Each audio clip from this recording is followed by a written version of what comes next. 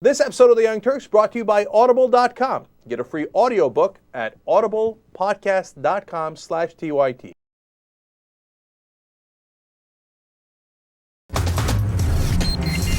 Yesterday, the president introduced an initiative to freeze the pay of almost all federal employees. Now, I don't necessarily disagree with the proposal, but I want to tell you why it's terrible politics. I've said in the past that I'd love to play poker with Democratic leadership, whether it's Harry Reid or President Obama. They love to fold. Even if they had four kings, you could convince them that the Republicans were holding four aces. For example, they have these huge advantages in the polls on two issues: people wanting to protect Social Security and preferring to raise taxes on the wealthy to balance the budget.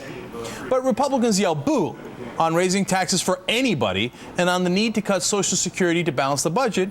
And lo and behold, Democrats are working on a compromise that lets the rich keep their huge Bush tax cuts, and Obama's deficit commission is talking about cutting Social Security. There's never been a Republican bluff that these guys didn't fold to. They're called an easy mark, or in poker parlance, the suckers at the table. But today, I'd like to add a chess analogy, because that's fun. Here's what Obama thinks is brilliant political strategy. Give the other guy your queen at the start of the match in the hopes that he'll like you more. Here, offshore oil drilling was the perfect example.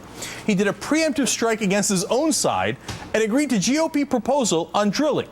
I said at the time that was a terrible idea because that's the final compromise that he should have agreed to at the end of the negotiations after he also got what he wanted.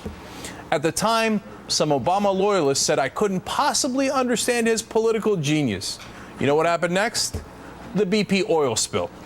And then instead of the GOP looking foolish for pushing for more oil drilling, Obama did. Brilliant. Well played.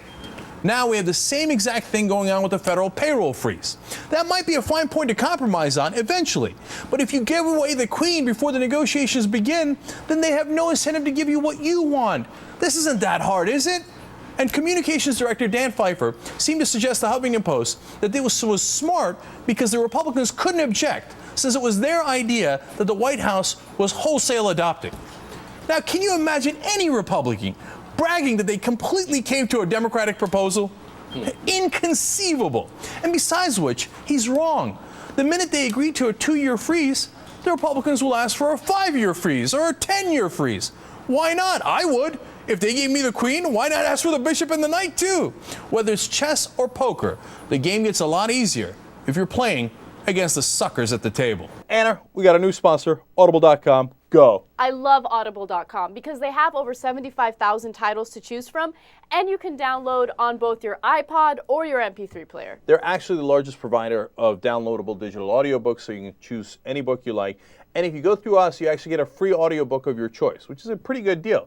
So go to audiblepodcast.com/TYT.